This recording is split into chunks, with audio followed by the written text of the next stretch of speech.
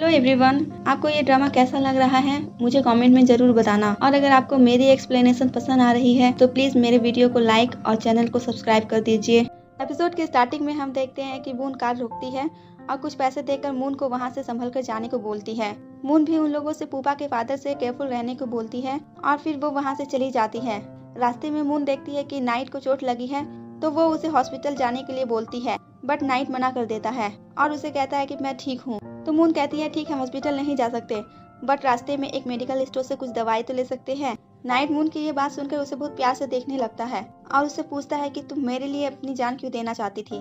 तो मून उसे कहती है मैंने तुम्हें बहुत परेशान किया था और तुम्हें सेफ रखना मेरी जिम्मेदारी है जब तक कि तुम बैंकॉक सही सलामत ना पहुंच जाओ। नाइट भी मून से कहता है कि मैं चाहता हूँ कि तुम वो करो जो तुम्हें पसंद है। नाइट की ये बात मून को बहुत पसंद आती है जिस वजह से उसकी हार्ट बीट तेज होने लगती है और नाइट भी बहुत प्यार से मून को देखने लगता है। फिर ये लोग एक घर आते हैं तो नाइट उससे पूछता है कि ये किसका घर है। मून उसे बताती है कि ये मेरे पेरेंट्स का घर है। वो नाइट को अपने पेरेंट्स के बारे में बताती है और कहती है कि जब मैं छोटी थी तो मेरे पेरेंट्स की डेथ हो गई थी जिसकी वजह से मैं बहुत अकेली रह गई थी और उस वक्त नीगो ने मेरा साथ दिया। एक्चुअली मून के पेरेंट्स के डेथ के बाद मून नीगो और उसकी ग्रैंड मदर के साथ रहने लगी थी। नीगो की ग्रैंड मदर के डेथ के बाद वो दोनों अकेले ही रह गए थे। सबके जाने के बाद मून के पास सिर्फ नीगो ही बचा था, इसलिए वो नीगो को अपनी फैमिली समझती थी और नीगो उससे जो भी कुछ कहता वो करती जाती थी। मून उसे बताती है कि मैंने नीगो को अपनी फैमिली समझा लेकिन ऐसा नहीं है, क्योंकि अगर वो मेरी फैमिली होता तो मुझे धोखा नहीं देता।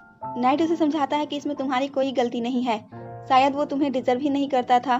फिर वो उससे कहता है कि तुम्हारी रियल फैमिली तुम्हारे पेरेंट्स हैं जो तुम्हारे दिल में हैं, इसलिए उनके लिए खुश रहा करो और अच्छी लाइफ जियो। मून भी ये बात मान जाती है और कहती है कि अब से मैं अपने पेरेंट्स के लिए जीऊंगी और उन्हें प्राउड फील कराऊंगी। दूसरी तरफ हम देखते हैं कि दाई के वही गुंडे फिर से गांव में आते हैं और एक लेडी से नाइट के बारे में पूछते हैं। नाइट तो सब गाँव वालों के लिए भगवान बन गया था। वो लेडी नाइट की बहुत ज्यादा तारीफ करने लगती है। ये दोनों उसे पूछते हैं कि नाइट तो हॉस्पिटल में था, उसे क्या हुआ था। वो लेडी उससे पूपा के बारे में सारी बात बता देती है। उसके बाद हम देखते हैं कि पूपा को जब ये पता चलता है कि नाइट की वजह से उसके फादर अब चल नहीं सकते तो वो बहुत ज्यादा गुस्सा करने लगता है और नाइट से बदला लेने की ठान लेता है। वही हम नाइट को देखते हैं जो अपनी चोट पर मेडिसिन लगा रहा होता है और मून भी वहीं पर अपनी साफ सफाई कर रही होती है। तभी उसकी नजर नाइट पर जाती है जो शर्टलेस होता है। मून उसे शर्टलेस देखकर बहुत एम्बैरेस फील करती है तो नाइट भी मून को इस तरह देखकर स्माइल करता है। मून को ज्यादा काम करने की वजह से चक्कर आने लगते हैं तो नाइट उसे संभालता है जिसकी वजह से ये लोग क्लोज आ जाते हैं और इसी बीच इन लोगों में कुछ रोमांटिक मोमेंट्स देखने को मिलते हैं। उसके बाद हम देखते हैं कि मून पानी भरने एक नदी के पास आती है और साथ में नाइट भी होता है। मून जैसे ही पानी भरने लगती है वो पानी में गिर जाती है। नाइट ये देखकर बहुत ज्यादा हंसता है और खुद भी पानी में छलांग लगा देता है और ये दोनों साथ में बहुत इंजॉय करने लगते हैं जिस वजह से ये लोग बहुत ज्यादा क्लोज आते हैं और नाइट मून को किस करता है बट मून उसे हटा देती है और वहाँ से चली जाती है। अगले दिन हम प्रैन को देखते हैं जो अंकल से मिलने आती है और वो बातों बातों में उनसे नाइट के बारे में जानने की कोशिश करती है। अंकल तो ये जान चुके थे कि उन गुंडों को नाइट का पता बताने वाली प्रैन ही है, इसलिए वो प्रैन से कहते हैं कि मैं जानता हूँ कि तुम यहाँ किस लिए आई हो, तुम्हें अनोन ने भेजा है जासूसी करने के लिए। लेकिन प्रैन मना कर देती है तो अंकल उसे बता देते हैं कि अनोन शादी वाले दिन वो नेकलेस उसे नहीं देने वाली थी बल्कि अनोन ने उसका इस्तेमाल किया था वो नेकलेस बेचने के लिए। और प्रैन को ये भी कहते हैं कि अगर तुम्हें मेरी बात पर यकीन नहीं है तो तुम अपनी कंपनी के वीआईपी कस्टमर से कंफर्म कर सकती हो। प्रैन अंकल की बात सुनकर बहुत ज्यादा शौक हो जाती है और सोच में पड़ जाती है। फिर अगले सीन में हम देखते हैं कि मून नाइट को अपने हाथों से खाना खिलाती है। फिर वो नाइट से उसकी और उसके स्टेप मदर के बारे में पूछती है कि तुम उनसे इतनी नफरत क्यों करते हो। नाइट उसे बताता है कि उसकी वजह से मेरी मॉम ने सुसाइड कर लिया और मैं ये जानता हूँ कि ये सुसाइड नहीं बल्कि मर्डर था एंड मेरे फादर के डेथ के बाद उसने मेरा सब कुछ छीन लिया।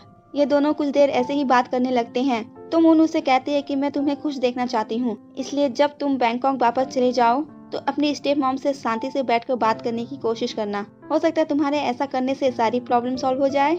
नाइट मून की बात सुनता है और जैसे ही उसके करीब जाने लगता है फीवर होने की वजह से वो बेहोश हो जाता है जिस वजह से मून उसका बहुत ज्यादा ख्याल रखती है। नाइट सोया होता है तो वो सपना देखता है कि मून को किसी ने गोली मार दी है और वो नींद में ही मून का नाम जोजो से चिल्लाने लगता है। मून जल्दी से उसके पास जाती है।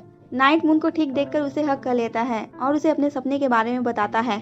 मून उसे समझाती है कि ये तो बस एक सपना था, मैं बिल्कुल ठीक हूँ और तुम्हारे पास हूँ। तो नाइट उसे इधर उधर की बात किए बिना अपना लव डायरेक्ट कन्फेस कर देता है मून तो ये शॉक हो जाती है और बिना बोले वहाँ से जाने लगती है। बट नाइट उसे रोकता है और कहता है कि जब मैंने सपने में तुम्हें गोली लगते हुए देखा तब मुझे रियलाइज हुआ कि मैं तुम्हारे बिना नहीं रह सकता और मैं तुम्हें खोना नहीं चाहता। वो अपनी फीलिंग्स मून को बार बार बताता है और उससे भी उसकी फीलिंग के बारे में पूछता है।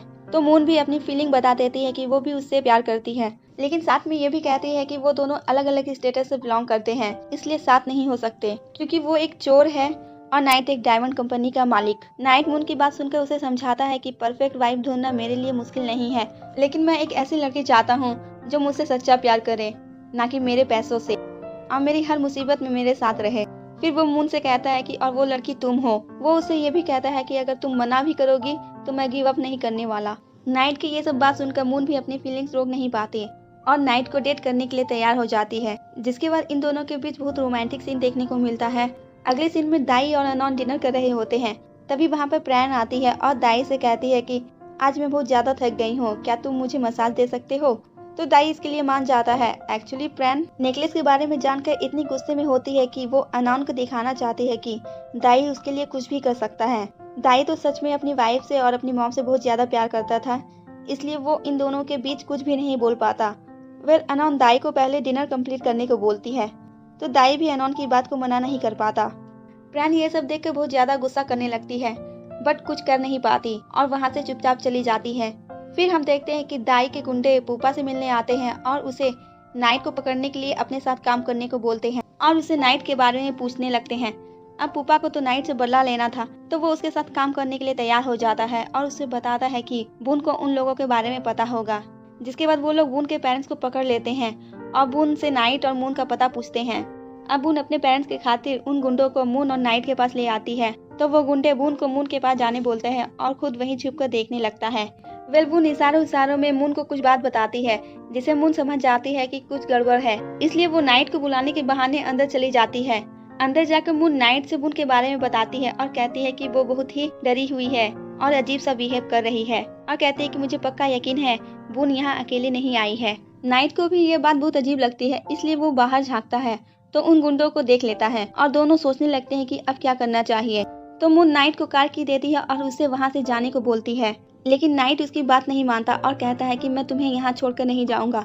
मून उसे समझाती है कि वो इस वक्त अभी इस कंडीशन में नहीं है कि उन गुंडों से फाइट कर सके और उसे बून को भी बचाना था, इसलिए वो उसे कहती है कि वो गुंडे मेरा कुछ नहीं करेंगे क्योंकि वो मुझे नहीं बल्कि तुम्हें पकड़ने आए हैं, इसलिए मैं जैसा कह रही हूँ वैसा करो। नाइट तो नहीं जाना चाहता था, बट जैसे तैसे करके मून उसे मना ही लेती है और जाते वक्त नाइट मून को हक करता है और उसे सेफ रहने के लिए बोलता है। मून भी उसे कहते हैं कि मुझे कुछ नहीं होगा, और ये दोनों एक दूसरे से अलग होते हुए काफी इमोशनल होते हैं। उसके बाद मून बून के पास आती है और उससे कहती है कि नाइट अंदर नहीं है, शायद वो वॉक करने गया है। फिर वो बून को इशारा करती है, जिसके बाद ये दोनों हाथ पकड़कर वहाँ से भागने लगते हैं। वो गुंडे भी उनका पीछा करने लगते हैं। भागते हुए मून रास्ते में गिर जाती है और वो गुंडे आकर उन पर गोली चलाते हैं जो बून को लग जाती है, लेकिन फिर भी वो दोनों वहाँ से बचते बचाते भाग जाते हैं। इधर हम नाइट को देखते हैं जो वहाँ से निकलता है, लेकिन जैसे ही कार स्टार्ट करता है वो गुंडे कार की आवाज सुन लेते हैं और एक गुंडा नाइट के पीछे जाता है। वहीं दूसरी तरफ ये दोनों भागकर एक जगह पर छिप जाती हैं। मून जब देखती है कि बून को गोली लगी है तो वो बहुत ज्यादा परेशान हो जाती है और उसे अपने साथ पकड़ कर ले जाती है। इधर वो गुंडा नाइट का पीछा करता है और एक जगह नाइट की कार रुकी हुई देखता है। जब वो उस कार को चेक करता है तो उसमें नाइट नहीं होता। वही नाइट पीछे से आकर उस पर अटैक कर देता है और उसे बेहोश कर देता है। तभी उसके फोन पर दाई का कॉल आता है, तो दाई उससे पूछता है कि क्या तुमने उसे पकड़ लिया। नाइट उसे बोलता है कि अभी तक तो नहीं। नाइट की आवाज सुनकर दाई शॉक हो जाता है। नाइट उसे कहता है कि उसका नेकलेस लेकर भागना इतना बड़ा क्राइम नहीं है जितना तुम लोगों ने किया है। वो ये भी कहता है कि मैं तुम लोगों के साथ कॉपरेट करने के लिए तैयार हूँ, लेकिन वो नेकलेस मैं वापस नहीं करूंगा। अब नाइट की ये बात सुनकर दाई थोड़ा कंफ्यूज हो जाता है, इसलिए वो जाकर सारी बात अनोन को बताता है। तभी वहाँ पे प्रैन आती है और कहती है कि नाइट सच बोल रहा है, क्योंकि उसे झूठ से सख्त नफरत है, इसलिए वो झूठ तो नहीं बोलेगा। अनोन प्रैन की बात सुनकर कहती है कि क्या तुम भूल गई कि नाइट ने तुम्हें किस तरह धोखा दिया था। दाई ये सुनकर अनोन से पूछता है कि आप किस बारे में बात कर रही हैं। तो अनोन उसे कुछ नहीं बताती, बट प्रैन उसे सारी बात बता देती है कि शादी वाले दिन क्या हुआ था, और ये बताकर प्रैन वहाँ से चली जाती है। लेकिन दाई को कुछ भी बात समझ में नहीं आती, इसलिए वो अनोन से पूछता है, तो अनोन उसे वही वीडियो दिखा देती है, जिसे देखकर दाई बहुत बुरी तरह रोता है, क्योंकि वो प्रैन से सच्चा प्यार करता था और उसे यकीन नहीं हो रहा था कि प्रैन ऐसा कुछ कर सकती है। वहीं दूसरी तरफ मून और बून भागते हुए मेन रोड पर आती है। मून हेल्प के लिए सामने से आ रही कार को रुकवाती है, लेकिन उस कार में पूपा होता है। वो मून को किडनैप कर लेता है और बून से कहता है कि नाइट को बता देना कि मून उसके कब्जे में है, और अगर नाइट नहीं आया तो वो मून को मार डालेगा। अब बून बेचारी कर भी क्या सकती थी। वो उसे रोकने की बहुत कोशिश करती है, बट पूपा उसे मारकर मून को अपने साथ लेकर चला जाता है। तो इसी के साथ ये एपिसोड यहीं पे खत्म होता है। आगे की स्टोरी जानने के लिए stay connected. Thanks for watching, take care, bye bye.